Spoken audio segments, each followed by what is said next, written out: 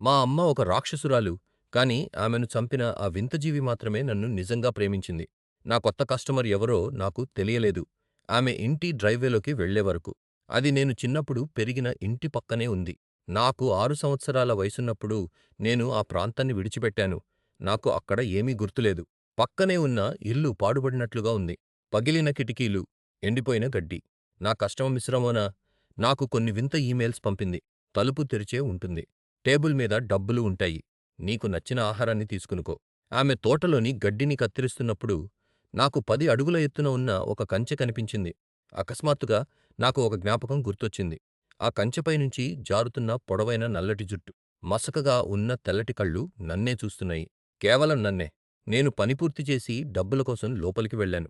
ఆమె $400 వదిలింది. అది చాలా ఎక్కువ. మరియు ఒక శాండ్విచ్.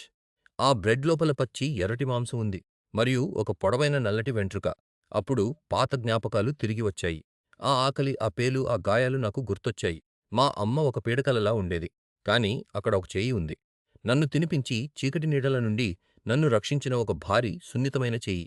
మా అమ్మ చివరకు సహనం కోల్పోయిన రోజు నాకు గుర్తుంది. ఆమె నాపై కేకలు వేస్తూ నన్ను తిడుతోంది. అప్పుడు ఏదో ఆమెను పట్టుకుంది. ఏదో ఆమెను గాలిలోకి ఎత్తుకుంది. ఒక చకారమైన శబ్దం. ఆ తర్వాత నిశ్శబ్దం. ఆ జీవి నన్ను ఏమీ చేయలేదు. ఆమె నన్ను తన వెచ్చని కౌగిలిలో దాచుకుంది. నేను చివరిసారిగా రమోనా ఇంటికి వెళ్ళాను. ఆమె నాకు కనిపించింది. బూడిద రంగులో సన్నగా పెద్ద నోరు మరియు దయ కలిగిన కళ్ళు ఉన్న ఒక మహిళ.